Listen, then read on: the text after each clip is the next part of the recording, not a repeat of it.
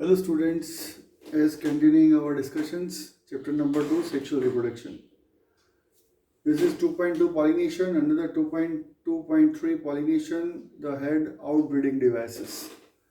What is outbreeding devices? What is outbreeding devices? Try to understand this first. As why this topic is placed? ये topic क्यों रखा गया है? ये topic सबसे पहले तो शॉर्ट क्वेश्चन है. From here, no long questions can be constructed or asked. Right, short on outbreeding devices. Most important 5-star concept is there. As the aim of the construction of this topic is that is if the plant is bisexual. Plant bisexual है. Yeah, generally it is a nature of plants that they don't want self-pollination. They want cross-pollination. Flower unisexual है, bisexual है, और उसके अंदर जो pollination आता है वो पॉलिनेशन किस तरह से होता है वैसा कुछ कंसेप्ट्स यहाँ पे बेटा समझाने का ट्राई किया. Prior to that, if the plant is following self pollination, in that case it will create inbreeding depression. Inbreeding depression, most important word is there. What is the meaning of inbreeding depression? Inbreeding depression means if self pollination continues, the pollination will not guarantee the formation of fertilization and seed set. Inbreeding depression, अगर मान ले एक ही flower हो, single flower हो, एक ही flower है, और कुछ स्पीसीज ऐसे हैं कि जिसके अंदर सेल्फ पॉलिनेशन ही नेचुरली होता है, लेकिन अगर सेल्फ पॉलिनेशन होता रहे तो वो स्पीसीज का इनब्रीडिंग डिप्रेशन क्रिएट हो जाता है. और इनब्रीडिंग डिप्रेशन वर्ड हम डिटेल के अंदर एनिमल्स ब्रीडिंग के अंदर पढ़ने वाले हैं, लेकिन अभी पर्टिकुलर ये जो टॉपिक जब तक चल रहा है तब तक ये define the term inbreeding depression पूछ सकता है. तो वहाँ पे आपको आंसर लिखना पड़े कि if plant continuous self pollination is going on, in that case the pollination that is fertilization does not occur, and as a result the seed set cannot occur. That is known as inbreeding depression. Now if this is just say to be the phenomena or the nature of the plants that they discourage self pollination. Self pollination वो नहीं चाहते कि self pollination हो. क्यों self pollination नहीं चाहते? वो nature है उनका. But they encourage cross pollination. अब क्रॉस पॉलिनेशन क्या एनकरेज करता है? This is just nature. Case cross pollination होगा तो वेरिएशन आएंगे, म्यूसिस होगा तो नए नए कैरेक्टरिस्टिक्स डेवलप होंगे. Discourage self-pollination, encourage cross-pollination. Why plants discourage self-pollination, encourage cross-pollination करके स्टेटमेंट पूछ सकते हैं. ओके, तो ये एक कंसेप्ट याद रखने का. नेक्स्ट, यहाँ पे एक चीज हिडन है कि just if plant is bisexual, मतलब एक ही फ्लावर के अंदर मेल और फीमेल बायसेक्सुअल फ्लावर, एक ही प्लांट के अंदर male female sex organ present है, तो उसके बावजूद भी अगर उसको सेल्फ पॉलिनेशन नहीं कराना तो वो क्या करेगा? According to my personal thoughts, this is most important question कि how plants prevent self pollination, encourage cross pollination, और how the bisexual flower, male and female both reproductive organs are present, both are fertile, but they discourage self pollination, encourage cross pollination. वो क्या कर सकता है? कैसे रोकेगा? Same anther से डिहाइस pollen grain को स्टिग्मेटिक सरफेस पे आने में. तो कुछ कंसेप्ट पॉइंट्स हैं, 4 में से 4 मेथड्स है, वो 4 में से कोई भी एक मेथड प्लांट्स एडप्ट कर लेंगे. सबसे पहले आता है receptivity is not synchronize. Receptivity not synchronize का मतलब क्या होता है कि जब एंथर मैच्योर है तब स्टिग्मा स्टाइल ओवरी मैच्योर नहीं होगा. दोनों के मेच्योरिटी टाइम के अंदर इंटरवल डिफरेंस ला देगा। तो रिसेप्टिविटी नॉट सिंक्रोनाइज, क्योंकि अगर सेल पॉलिनेशन कराना हो तो जिस टाइम पे एंथर डिहाइज होता है थीका से, उसी टाइम के अंदर स्टिग्मा भी रिसेप्टिव होना चाहिए तो सेल पॉलिनेशन होगा। लेकिन अगर प्लेंट्स को सेल पॉलिनेशन नहीं होने देना तो दोनों के मेच्योरिटी के अंदर सिंक्रोनाइज के लेवल के अंदर वेरिएशन ला देगा। पोजीशन चेंजेस, पोजीशन मतलब मेल रिप्रोडक्टिव ऑर्गन स्टेमन का एंथर या फिलामेंट का लेंथ लंबा कर सकता है, स्टिग्मा सेल ओवरी छोटा कर सकता है। दोनों के लेंथ के अंदर वेरिएशन ला दे तो भी भले फ्लावर बायसेक्सुअल लेकिन क्रॉस पॉलिनेशन ही होगा। थर्ड पैटर्न है जिसको हम बोलेंगे सेल्फ इनकम्प्लीटेबिलिटी। ये एक जेनेटिक मैकेनिज्म है। सेल्फ इनकम्पेटिबिलिटी का मतलब क्या होता है कि सेल्फ एक ही फ्लावर होए, एक ही फ्लावर, मतलब यहाँ पे अगर मैं डायग्राम स्केच करके समझाने का ट्राई करूँ तो ये थैलेमस है, thalamus centre most part, it is stigma style ovary, stigma style ovary, okay. और यहाँ पे इसके हम जस्ट ड्रॉ करें, ओके। तो ये उसके male reproductive part that is androecium स्टेमन, और यहाँ पे इसके ग्रीन कलर के सैपल्स, क्योंकि जनरली सैपल्स ग्रीन कलर के होते हैं। ये इसमें भी थंब रूल नहीं है, कलरफुल सैपल्स भी हो सकते हैं जो हम आगे प्लांट मॉर्फोलॉजी में पढ़ेंगे। अब मान ले कि सेल्फ इनकम्पेटिबिलिटी है। सेल्फ इनकम्पेटिबिलिटी का मतलब क्या होता है, अगर दूसरे किसी भी फ्लावर की पोलन ग्रेन स्टिग्मा पे आए तो स्टिग्मा के ऊपर न्यूट्रिशन होता है, nutrition, there are various nutrient components are there, that okay, that nutrient components will differ and if the same will be there it can not favour. इसका मतलब क्या, जो थोड़ा सा सिंपल लैंग्वेज में समझाने का ट्राई करूं तो सेल्फ इनकैपेबल है। सेल्फ इनकैपेबल का मतलब अगर सेम फ्लावर के एंथर में से पोलन ग्रेन स्टिग्मेटिक सरफेस पे आए तो वो इनकैपेबल है, पोलन ट्यूब डेवलपमेंट ही नहीं होने देगा। पोलन ट्यूब डेवलपमेंट ना हो तो आगे फर्टिलाइजेशन का तो कोई चांस ही नहीं रहेगा। तो self incompatibility, okay. And last method the plant can adapt, that will be production of unisexual flower. अगर प्लांट्स यूनिसेक्सुअल फ्लावर ही पैदा कर दे तो वहाँ पे chances of self pollination reduce हो जाएगा। लेकिन सेल्फ पॉलिनेशन हो और उसमें मोनेशियस कंडीशंस हो तो ऑटोगैमी हो सकता है, जीरियोगैमी नहीं हो सकता। तो ये कुछ कंसेप्ट्स हैं जो आपको स्टेप बाय स्टेप समझने के। Next topic is pollen pistol interactions. बेटा 2.2.3 पॉलिनेशन अपनी टेक्स्ट बुक के अंदर जो टाइटल है, चैप्टर है, सबसे पहला तो मैं एनसीईआरटी बुक को फॉलो करो। एनसीईआरटी बुक के अंदर जो word to word line to line explanation हो रहा है उसको ट्राई कर रहा हूँ समझाने के लिए, और साइड बाय साइड ऐसा भी ट्राई कर रहा हूँ कि आपको वो छोटा सा जल्दी से याद रह जाए, क्विक रिकैप कर सको। यहाँ पे पॉलिनेशन टाइटल के अंदर बहुत सारे सब हेड्स हैं। आपको right short note on pollination करके कभी नहीं पूछेंगे क्वेश्चन। आपको state the characteristics of flower, water pollinated, state the characteristics of flower, wind pollinated, pollen pistol interactions, ऐसे अलग अलग सब छोटे छोटे क्वेश्चंस पूछ सकते हैं। बेटा इधर जस्ट कंसंट्रेट कर, लर्न करने का ट्राई करना। Pollen pistil interaction, pollen pistil interaction means what, कि suppose this is a flower, in the flower male female both reproductive organs are present, stigma style ovary. If I enlarge the flower's female reproductive part little bit here, यहाँ पे मैंने female reproductive part enlarge करके समझाने का try किया। तो stigma, pollen grains are there, pollen grains if they are receptable at that time they will produce pollen grain, will produce pollen tube. Here you have to notice in your brain pollen grains are not male gametes, but they are carrier of male gametes.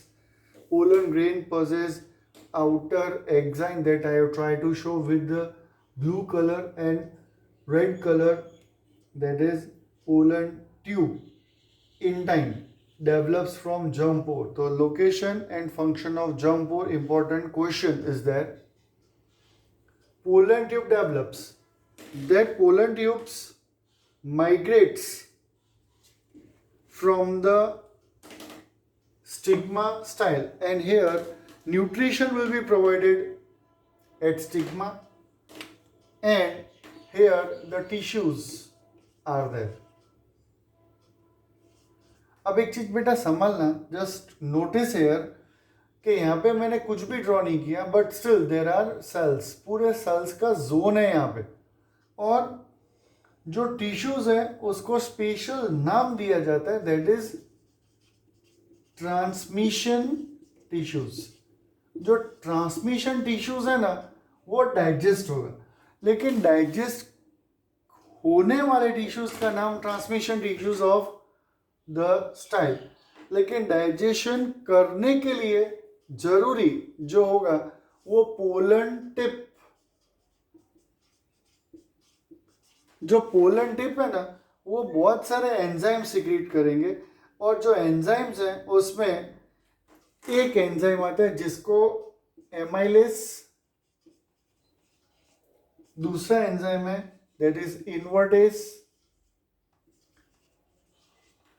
Amylase को डायास्टेस और invertase को इनोडीन भी बोलते. मतलब pollen grain deposited हो गया और stigma रिसेप्टेबल है, रिसेप्टिव है, तो जर्म पोर में से पोलन ट्यूब डेवलप होगा. जैसा पोलन ट्यूब डेवलप होगा, पोलन ट्यूब का tip amylase, diastase, invertase enzyme secret करेगा और ये टिश्यूज को डाइजेस्ट होता जाएगा, और पोलन ट्यूब न्यूट्रिशन लेता लेता लेता लेता लेता लेता यहाँ तक पहुंचेगा. कहाँ पे पहुंचेगा? माइक्रोपाइल. अब टेक्स्ट का डायग्राम ही मैंने फॉलो किया है.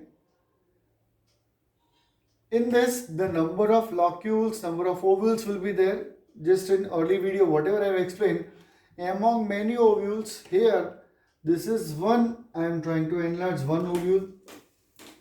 अब जो दो ओव्यूल है उसके अंदर बेटा जो पोलन ट्यूब है वो पोलन ट्यूब आएगा, ये पोलन ट्यूब है, pollen tube.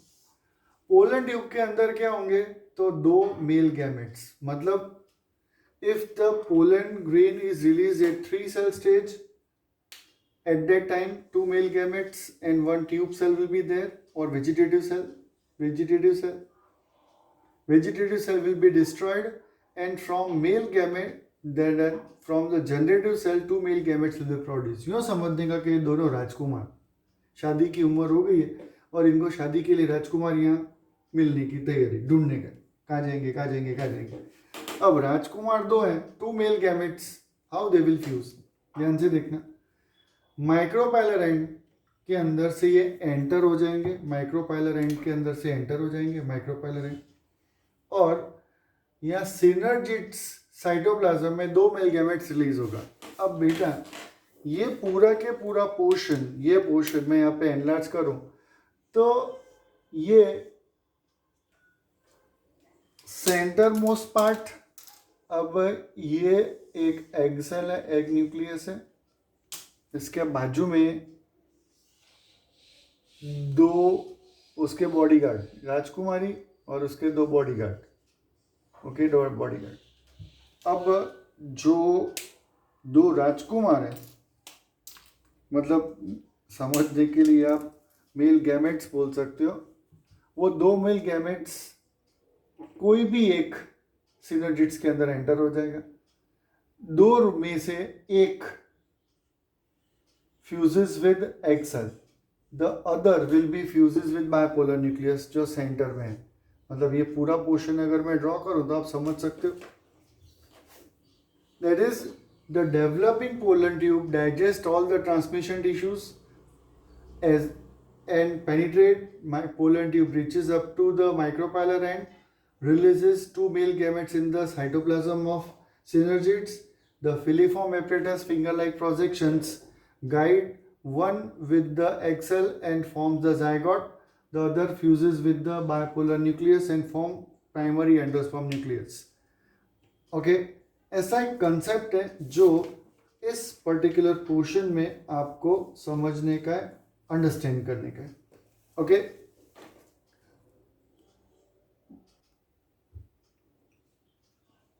Next topic artificial hybridisation.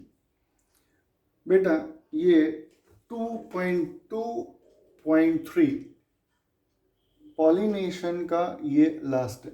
2.2.3 बहुत डिटेल में जाता है और इसके सब हेड्स बहुत सारे हैं जो हमने स्टेप बाय स्टेप आपको समझाने का ट्राई किया और डिस्कस करें. यहाँ पे ये लास्ट है, that is artificial hybridization. What is the meaning of hybridization? Hybrid seeds क्या है? तो हाइब्रिडाइजेशन पैटर्न, ये यहाँ पे आपको जो वर्ड समझने के, वो एक चीज़ और समझना बच्चा लोग, हर बार मैं नहीं बोलूँगा, हर एक वीडियो में ये बातचीत नहीं कर सकता. तो जो टर्म्स मोस्ट इम्पॉर्टेंट है, नीट में बोर्ड एग्जाम के अंदर पूछे जाने वाले हैं, वही वर्ड्स मैं ट्राई करूँगा बोर्ड पे आए लिखे 5 स्टार, जिसको मैं की वर्ड्स बोलता हूँ. And how to read and how to prepare notebook for examination purpose, वो मैं अलग मेरे मोटिवेशनल वीडियोस की सीरीज है उसके अंदर मैं शेयर करने वाला हूँ. ओके कि मैं बेटा 3 पैटर्न से मेरे वीडियोस अपलोड कर रहा हूँ. मेरे दिमाग में 3 चीज़ें हैं. एक मोटिवेशनल स्पीचेस, हर बार हर वीडियोस के साथ इसका यूटिलाइज कैसे करने का मैं नहीं बता सकता, उसके लिए अलग सीरीज बना दिया, वीडियो 1 अपलोड कर दिया गया है. फिर एक 12th स्टैंडर्ड से रिलेटेड वीडियोस आएंगे और एक 11th स्टैंडर्ड से रिलेटेड वीडियोस आएंगे. यहाँ पे आर्टिफिशियल हाइब्रिडाइजेशन, ये लॉन्ग क्वेश्चंस इसके अंदर से लगभग पूछने का चांस नहीं है, लेकिन इसके अंदर एक वर्ड आता है जिसको हम बोलते हैं emasculation. What is emasculation? Emasculation मतलब क्या? तो emasculation easiest way, if you want to remember the emasculation, अगर आपको ईजीएस्ट वे से रिमेंबर करना है तो to make a bisexual flower female. अगर बायसेक्सुअल फ्लावर है, मेल और फीमेल रिप्रोडक्टिव ऑर्गन्स एक ही फ्लावर में है, तो एमेस्कुलेशन मतलब removal of anther by human hand और a pair of forceps. Anther दूर कर दिया मतलब इनडायरेक्टली तो हम फ्लावर को फीमेल ही बना रहे हैं. You can remember as to make a flower female is known as emasculation. फिर एक वर्ड आता है बेगिंग और रीबेगिंग. बेगिंग रीबेगिंग कॉन्सेप्ट किसको बोलते हैं?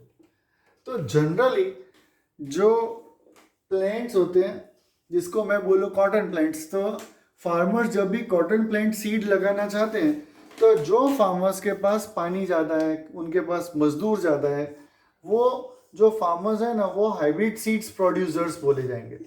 ओके और होता वो कॉटन का ही प्लांट है, लेकिन वो फार्मर्स को जो कंपनीज है वो बोलेंगी कि ये जगह को आपको मेल कंसीडर करने का, ये जगह को फीमेल कंसीडर करने का.